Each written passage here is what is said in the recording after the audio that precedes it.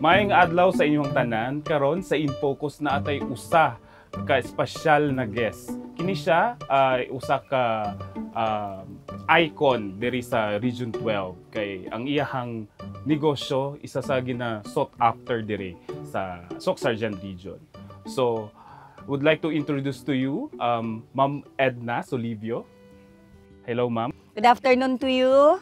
Maayong ma'am. So, kamusta ang imuhang karon, ma'am, kay syempre you are here sa Lake Cebu and enjoying the scenic view here diri sa Punta Isla. So, kamusta ang imuhang pag roaming around? Yes. Business in Lake Cebu, especially this resort, Punta Isla Lake Resort, is a better business. Sometimes we are down and sometimes we're up. So we were able to recover what we lost on the other days, few days. That's it. Sa mga ma'am ba kanang dili maka unsa gid ang lakes ang Punta Isla sa una. Can you take us back? Ano gid ang itsura sang community diri? Ano gid ang set up sa Punta Isla sa una katong gasugod pa lang kamo diri sa Lake Cebu? It was in 1993, no, when we bought a piece of land, around 600 square meters. Ang akon lang gusto tani that time nga magbutang sang fish cages for tilapia. Para may kadtuan kami diri, bisitahan kami, nagpatukod ako kabalay nga sa ibabaw is may bungtod kay balaan mo. Paborito ko ng kanta nga, may balay gamay sa bungtod. Ang ginakanta, oh. Paborito ko ginati kung dito ako, makita ko siya, pero amat-amat na kami butang kanet. That time, 1993, no? So, kung magdala ako ka-friend, naghambal sila sa akon, imo abala ni Edna Resort para may kantuan man kami, may tulugan man kami. Kay that was the time na anybody who comes here, may 3 man diri ka resort sang una, pero hindi sila silinga resort, basta makadto ka lang, makal ka tilapia, isugba mo ang tilapia, butang ka, dala ka uling, tungtungan mo sang sin, nga corrugated nga sin, ilapta mo lang dira ang tilapia. Amo na gid ang amon so natas mabalon kami kanon, mabalon kami kutsara tinidol. Amo na daw nagpiknik ka lang bala. Sang naisip ko, why not nga kami na lang magluto, hatag lang kami sang presyo, abi. So before, wala pa manidalan. So ang ginahimo namon dito anay kami sa isa ka resort. Manaog kami dito, magpadulong kami diri sa ilang nga pambot. Every time nga mag-adto kami diri. Wala pa na dalan. So sang ulihi, ginprenda sa amon inang area sa ibabaw, dito kami naghimo sang dalan pakadto. Tapos wala pa na diri suga, pa lang ang amon ginahimo inang sulo kag Petromax. Tiya mo lang na siya, tapos may balay man kami nga gamay. Sang ulihin na, naghimo ako sang balay nga dako, kaya hindi kami mag-igo sa balay nga gamay sa bungtod. So naghimo kami diba? Sang, yan mo ang ginatawag ko, Tibuli Hall, subong. So sa ibabaw lang na siya, may mga kwarto kami dira, 5 ka kwarto, pero diri kami gadigamo, diri kami gakaon, amo na. Tapos, pagkaaga, puli kami. Now, ginaistorya ko sa akon mga upod, hasta nga may friend ako, si Father Floro Litihio, dira na siya sa Our Lady of Perpetual Help Seminary. Diri na sila mag-retreat. Dira sa Coronadal. Diri na sila mag-retreat. Gabalon lang na sila.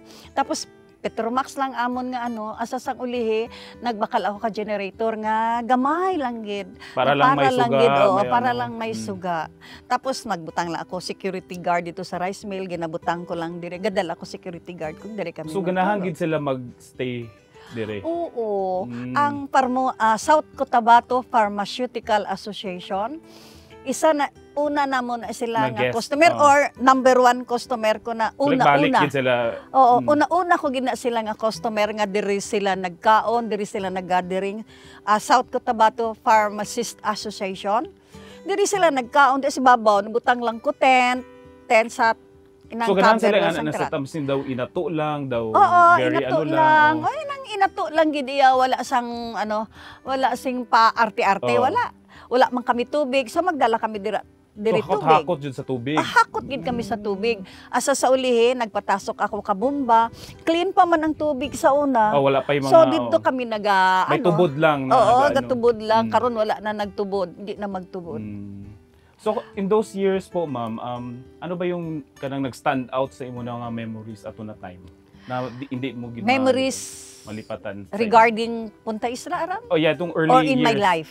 Sa Punta Isla, yung early Okay. years sa Punta Isla. Memories ko sa Punta Isla nga nagasugod kami, develop, then nagputok man na ang sa Tibuligani, Tong Lake Maugha, tong Lake, Lake Moghan. Oh. Lake, Lake Hulon. oo. Naglupok na siya. So, Ang baha, grabe ang tong baha, baha eh. naputol ang bridge, so wala sang diri nagsulod. Ti ang akon mga tinawad that time, mga 7 pa lang kabilog, kay gamay pa man lang ang amon nga area. So walay turista talaga walay Tagpo nagsulod diri, walay nagsaka for almost 4 months. So pero padayon ko nga nagasweldo sa akon mga tinawo. Wala gid si may nagsulod, gusto ko na to i-close. Pero kaluoy sa Dios, naggoman ang tulay nahimo. So, nagbalik na po ang tao, amat-amat lang, hinay-hinay lang, mayo na lang kaya nga akong mga tinawo, ng sustiner ba? So wala gid mo sa lagi pabayaan. Wala gin ako sa laging pabayaan, pero ang ilang nga sweldo, pero daw ko lang half. Kaya mo man lang itong amon income. Tapos, another one, tapos na to. Supat naman kami, pataas naman, naputol naman na. Kay may kidnapping man nga natabo, diri sa Lake Cebu sang una. Mga late 90s, diba, na katong sagsagan sa ano? Oo, mga 90s or Early 2000. 2000, Early to 20,000 early. Tapos nadula naman siya, 6 months gito lawig-lawig. Sabi ko magsarata siguro. Kaya ibig sabihin, this is not good for tourism. Pero abi mo, I pray to God nga inang tagaan lang ko tsansa ba. Tapos tagaan kami sang safety measure, paano na mo na i-accept ina nga mga klase nga mga problema ba. So hinay-hinay lang gihapon hasta nga nagbalik, hinay-hinay nga nagbalik ang customer. Hinay-hinay gid pati ang nagapabook sang seminar, wala gid cut off tanan kay wala facilitator nga mag-adto diri sa Lake Cebu. So aside sa mga ingana na mga na-encounter ninyo, mamba, unsa pa ba ang mga challenges na na-encounter pod na pwede niyo ma-share sa audience? Tapos paano niyo na-overcome ba? There's a lot of challenges. Yung pinaka-biggest sa imuhang tanaw? Damo like sang una abi ang amon nga mga cottages na along the lake. Ti ginpahalin kami, ti another gastos na naman to. Nga i-atras kami. I-atras kami nga so ginpanguha tong mga kuan diri mga cottages diri ginpanguha. Kag ipaatras na naman kami. So another gastos na naman to, another challenge na naman to sa aton. May nagabutong sa imo pababa. Amo gid na siya pero hindi mo na siya. Ako wala ko na ginaisip, go on lang ko. Kung anong balaydan beadan ta, go on lang ta kay makita ta na. Makita ta na kung nagaano hasta nga medyo may time nga naglaylo ini nga negosyo. Tapos permi man ko sa Bohol. Kay permi ko gana na ako sinang ilang nga traveling cruise. Katong sa Lubok. Sa Lubok, River. oo. Permi gid ako sinasin ko one of these days. Amo na ang gusto May mo. time nga tagaan lang ko tsansa sang mahal nga Dios maghimo gid ako sang amo sini. Now nakahimo ako dito ako sa Amerika. Sang wala ako may gamay man ako nga savings. Sang dito ako sa Amerika amo na tong time naghimo sila. Amo to lake, sang lake. Amo to tani supposed to be amo tong amon nga lake cruise. Ti wala siya, hindi siya pwede. Hindi siya, kay tungod bugat siya. Amo to nga nag-anuhay kami sang isang ilang engineer, hindi gid siya kaya itulak sang amo niyo. Amo to nga si ko ilugan yo bala ang sa Bohol, kay gaan lang siya so kaya itulak na siya sang motor. Motor. Ti tungod serendipity. Nahimo pod siya nga floating resto kay gintagaan man kami inang permit. Nga himuon siya floating, hindi lang magbutang poste sa lake. Floating lang. May time naman nga ang floating namon, drum. nabuslot siguro, nag-amo siya. So, daily balance. Oo, hindi nag-balance. So, na naman nagamit, balik na naman. Ilisan drum. So, sige lang kami ilis ka drum. Anong imuunta, nakadumdum ang akon nga bana. Si Sir Mumulong nga, islan sinang drum nga blue, color blue. Amo nang gilid. Until now, wala na gid siya nagbisyo. Wala na siya nag-ano, no? Wala Tibay na siya gid ba? siya, oo. Sang una, nag-action, mag-amo na. Ayun namon, balik na naman. Maamo naman na, tukuda na naman namon. Damo lagi nga mga ano ba, pero sige lang, ano lang gyapon. Basta sa akon, kaya ang amon sa una nga mino, pagsugod ko, sini ang mino ko, maskin tilapia, nga sugba ba or oo, nga chicharon? tilapia nga sugba, wala pa chicharon. Tilapia nga sinugba, kinilaw, kay Cebuano man ako, so mahilig ko sa kinilaw. Tistingan ko ang kinilaw nga tilapia, nami gali. Kag inang inununan sa paksiw, sa biyabas. Paksiw sa biyabas. Ginhalog na mo na. Kakita ako sang chef, cook lang na siya. Cook lang gid na siya, tapos marami man timplada. Atigin pa dayon, hasta nga taga Sikihor to. Tadamo man siya parinti taga Sikihor, amat-amat man damo ang mga tao. Amo lang to anay. Tapos nakakaon ako sa isa ka restaurant, sang tilapia, nga si Charon. So dito ka na-inspired? Dito ka na-inspired nga dito sa ilang may tilapia. Dito sa mo, ginpadala ko dito ang cook. Pakaon ko sila tilapia nga si Charon, pero hindi nga si Charon ang ila nga ano sagol. Oo, kuan ang ila to inang bihon. Bihon bala gisado na, bihon gisado nga gin fried lang siya, oo. Para amo tong iya nga mag-crunchy-crunchy. ginbutang sa ibabaw. Sang una abi may mabaklan pa ako sang inang si Charon nga ang color yellow, blue, white. Wala na kasi may mabalaan. Tapos ang iya pagid katong screw nga ang color, mga colorful ba. Wala naman to, wala na kasi may mabaklan sa KC6. Ay sa guys, sa ano ko to na bakal. Amo to nga, amo na sa si Charon. Si Charon gid iya nga puti. Amo na. Tapos ang si Charon, gihapon, in demand gihapon. Oo, di apat na. Ang ikalima namon linagpang. Nga tilapia. Ang ikaanom namon atong tilapia nga smoke. Ay inang ano gani na siya, maluto lang na siya sa smoke. Steam tilapia. Dito gid kami nagdugang sikat kay nami gitong amon nga steam tilapia. Ang pagkatimpla, sibuyas dahon namit, tapos ang iya bala mantika namit gid. Tapos ato nag-offer na kami sang lumi, nag-offer na kami sang bihon. So amat-amat naga-expand ang iyong menu, no? Nagadugang hasta nga ang akon mga anak nag-take over si JL. Dugang ang menu.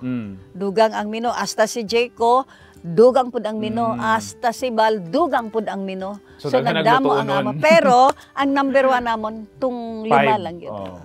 Na may ara pagali kami isa, tong binalot sa repolyo, sinanglay. Amon ang amon nga ano. So, ma'am, nabay times na nag-aisip ka mag-give up for the business? Yes, of course. So many times. So can you share some... Like tong mga natabo sa amon, like tong lupok sang Lake Mogan, pag katong may kidnapping, away kami income, ginasuportahan lang kami sa isa ka negosyo, pang sweldo, bugas, amo na ba? Tapos tong mga damo, mga ano sa gobyerno, damo inang jealousy kung siguro, kung kisa. So paano na nimo ginaano na, in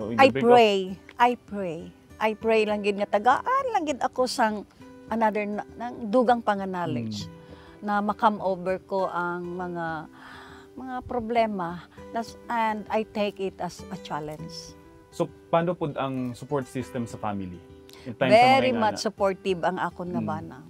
So can you share some can you share some words of encouragement ba ni Bossing? Makato na siya, politiko man. Ang iyang dalon dire tinawo, tanan iya mga tinawo, kag pakaonon libre, ako ang magbayad. So, di ba, perfect buhi pa ng negosyo. Di ba? Pero, itong ginpakaon niya, amo tong magdala sa mga customer, pakadto dire. Kaya word of mouth nga advertisement.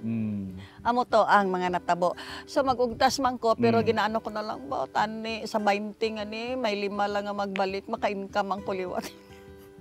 Pero kuya po ang strategy sa isa ba, no? Oo man. So, paano ba naka-contribute si Punta Isla diri sa Lake Cebu sa community in terms of sa culture, sa tourism, sa employment? Yes. Number 1, employment. Imbis nga magkuha kami dito tanan, ambot nga nagsulod man to sa isip ko nga. Local ang i-hire talaga. Oo, local ang gin-hired ko. Mag-hired lang ako sang hindi local sa mga tag-as nga posisyon. Tapos ano ako sa ila nga, magtubaw, makatagagwa ka man, taga-leksi ko mo ka, magamit ka tubaw, magamit ka tsaleko. Anything na lang nga ma-boast ko ang moral sang kultura, tibuli. Represent sila ba no kay nagsuksok sila sa ilang. Tapos, ginahambalan ko na sila. Pag maghambal ka mo, maglibot ka mo, mga waiter, hambalon nyo gid nga pure tiboli ako. Kabalo ko mag-English, gamay lang, pero kaintindi man ako sang English, kabalo ko English, gamay lang. Naano ko, hindi ka mo magsiling ha, kaysang una, ginakahuya na nila, halos magsiling ka tiboli, daw ang iban nga matiboli, sila maghambal nga tiboli sila. Mahuya sila? Mahuya sila sa ila. Kutapa, abi mo, diri ko lang na, hindi man sa taas ang moral sang Punta Isla o kung ano man, inang daw pagtukod sang Punta Isla nag-boast pud ang moral sang mga tribo. Nga man.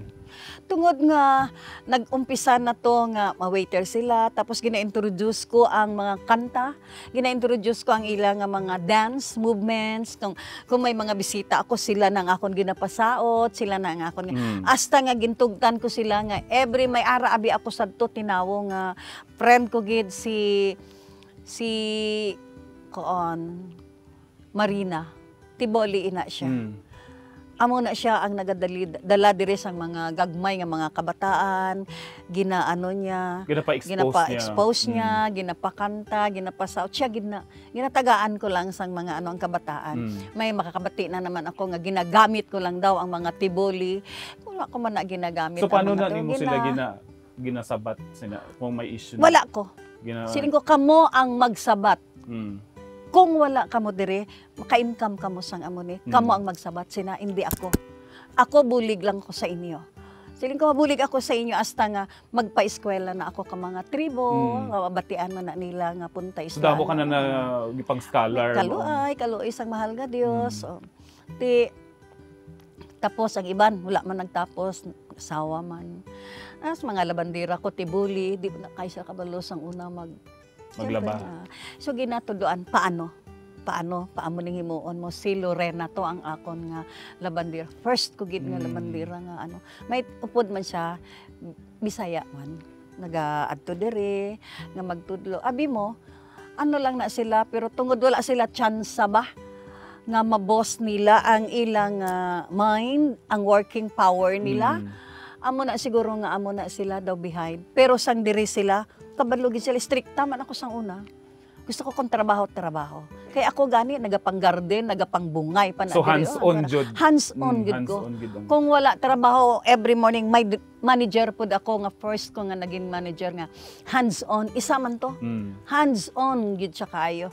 Kung kinahanglan manggupit-gupit, kung kinahanglan nga manghilamon, kung manglimpyo kami dira sa lake, limpyo. Limpyohan. Panguha sa mga lata, panguha sa mga ginaano na namin, limpyohan naman ang lake. Among sa mga partnership na nabuhat ninyo diri ma'am ba, naaba kay ka nang maka-proud na permi mo gina-share sa tao? Siyempre naman kay mga partnership diri sa community. Naaba kay ka ng proud moment na? Sang una, nagiging president ako sang first nga organization ang Lake Cebu Tourism Association. Tapos, active kami, mag-meeting kami, ginalibre ko lang ng pagkaon, mga speaker, nakuha ko sa Davao kay Region 11 pa man kita that time, di ba? So si Ma'am Garcia, supportive po na sa akon, si Margie Moran, supportive po na siya diri. So mga Margie Moran talaga ang mga So, inang nasuportahan nila, lalo na ang mga songs, ang mga tibuli, diri na si Margie nagaano, simple lang. Pagkatapos, So may gid si Punta Isla, specifically ikaw magid ang nagngamot at nagid sa South Cotabato na may active role gid kamo in terms of tourism di ba? Oo. Hasta nga naghimo kami ang amon nga association sang una, naghimo kami sang isa ka activities. nga magpahimo kami sang street dancing. First time to natabo, then mga inang horse riding contest, pinakanami nga horse dress. Tapos ano na isa sa plaza, pinakanami nga daw i-parade, i-showcase. Tapos mayara kami nga tanan nga songs. Through tambol, through klintang, through kombing. So all tiboli instruments, tiboli music. Kag atong ilang gitara. Higalong. Amo na siya. Tapos continuous gihapon. By the way, sang naga-start ini siya, may nakilala ako nga 3 ka babae. Sino na? Isa ka babae si Ye Linggoy Baay. May anak na siya nga 3. Ginayo ko na sila nga mag-beadworks kag ibaligya lang diri ba. Sa una kay ti ang amon hagdanan diha sa Tibulihol isa pa man. Diri kami nigahimo sa hagdanan, bitayanan sang ila nga mga natapos tapos CR. Dira namon ginaano ay nag-click man ang mga beadworks nila, mga bracelet, mga klintas. Nag-click man hasta nga sige na until now. 30 years na mi. Ara lang sila gihapon, amo na sila nga amon mga supplier, mga beadworkers naton. Since si Punta Isla situated siya within the lake. Yeah. So paano ninyo na balance ang environmental po dire sa environment, sa culture, and paano you go with it. Understand the culture and understand the nature. 'Di ba? Maintindihan mo nga ang nature kinahanglan niya amo sini. So dapat himuon mo na para magtumaw siya may mga sayings ako sang una kay kung kay isa balay bala mo naman pasaway. Nagabutang gid ako sina sang mga amo niyo. Board, butangan ko na this area, this lake is made by God for us to live on. Please help us to maintain the cleanliness of Lake Cebu. Amo gina maski diin mo na makita. So syaro di sila makonsensya magtanaw, di ba? Lalo na ning mga plants nga ginabutang ko diri, ginatanom ko na diri. Nakabutang no picking of flowers. Sang sige lang nagkarabali, nagkaraluong akon nga bulak siling ko kuaan ang ang mabili na lang picking of flowers. Wala na sing nagpick. Sang una nga may grabe ako mga gumamila. So ano man tatanggalon ng dayang Yun patanggal ko ang noti man. Karon wala na signboard nga na no picking of flowers. Wala na. Kuha na lang ang sang cleanliness sang unat. Waste is for the waste can. Wala man may can kay di pa may kasarang. Waste sako reject sang Punta Isla kada diin na ginabutang ko didto ang inyong ihaboy. Wala pa man sang una sang segregation. So dito haboy tanan, dito haboy. Nagakalot lang kami or ginapadala naman dito sa Surala, dito naman ginahaboy ang mga basura. So wala pa day collection diri sa una no? Wala pa. Wala pa. Kami lang. Sige lang ko pananom bulak until now. Hilig mo gid ang bulak. Siguro. Dili halata no. Kaya namin po itong mga bulak niyo sa mo, before that, nadumduman ko, before na ako na-acquired, may garden na gid ako sa balay. Mahilig na gid ako isang mga plants sang una. Either it's flowering or plants nga green plants. Mahilig na ko. Naisip ko, siguro, amo na nga gintagaan ako sang mahal nga Diyos nga amo na nga heart. Amo na nga panglantaw o green thumb kay may ara gali siya ihatag sa akon nga lugar nga gusto niya nga i-develop. Wala na dira sang kahoy, never gina may kahoy na da. Ako na ang nagpananom, kalbo na siya. Nang terrain bala, nang typical bala nga ginpangwaan bala kahoy sa mga panahon. Tung sa laging, di ba? Sa laging, oo. So ako na nagpang dira. So somehow you help for their kumbaga reforestation no sa mga tapos, bukid diri. May kahoy kami dira. Makita ni mo na pagsulod mo may kahoy nga dalag ko. Ginahalungan ko dito sa baba. So Ma'am Edna, may sa 30-year journey nimo, may moment ka ba na kanang grateful ka or may ka ba na gusto mo ma-share about your being grateful for having this business? Of course. To have this kind of business, I'm really, really grateful to God first. And grateful ko sa mga tribo nga ari diri. ga-support sila sa Punta Isla, himo sila sa mga bagay nga manami, like ang ila nga mga produkto nga ginahimo diri nila ginahatag samon, kag siguro amo na siguro gihapon nga no nga kung nagabulig ka sa imo isig ka pareho, in return God will return, no? Amo gid na siguro, and I'm so grateful with them. Siguro tungod kabalo ang Ginoo nga I help, at di ba isa nato na kano, love your neighbor as you love God, di ba? So, loving our neighbor is supporting them, making them strong, making them more empowered people. Siyempre, kung may maayo kang buhat sa tao, mabalik gid na, di ba? Oo. 10% lang na hindi magbalik sa mga ungrateful people. 90% kinaya mabalik kinaya sa imo. Sa mabuot og maayo na tao. Hindi man ko masili nga mabuot, I just understand the needs and warmth and love of the people for us, for this business. So ma'am, may gina-envision ka pa ba for the next decade sa Punta Isla? Yes. Number one, ang gusto ko lang talaga na ma-maintain ang lugar nga Punta Isla. It's not a matter of making big buildings, high and tall buildings. It's not that. Himo ka lang sang isa ka mga lugar, isa ka panimalay nga pwede nila tulugan at minimal cost. Tapos, i-maintain ang cleanliness, i-maintain ang lake, kag i-maintain ang mga guest. More ano ba, tawag sina ng tagaan mo sang special attention ang mga guest, kaya ang aton mga customer baya, they are our life. Sila ang life ta. Sa business, customer is our life, no? So treat them well. Treat them well and be good to them and be polite and be honest sa negosyo. So kung may gusto kang i-message, ma'am, sa future generations about Punta Isla. For the future generation, ang mahambal ko lang sa mga young ones, tama ba? Young people, love God, love the nature, and anything that God has given to us. Give them important. Like lake, like hangin. The environment. Diba? The environment, especially. Beware of making things that will, yung makasira sa environment natin.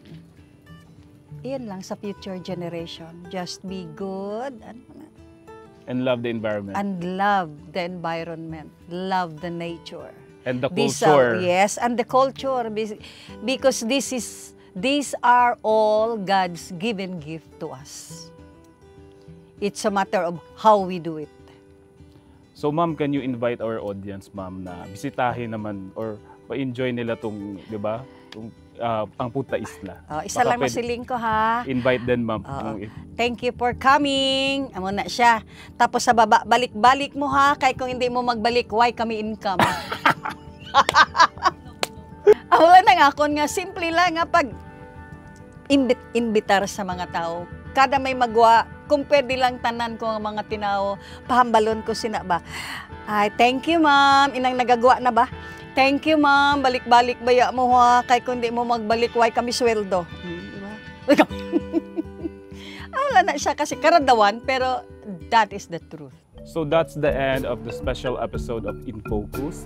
I hope meron kayong natutunan sa episode for this video podcast. So hanggang sa muli.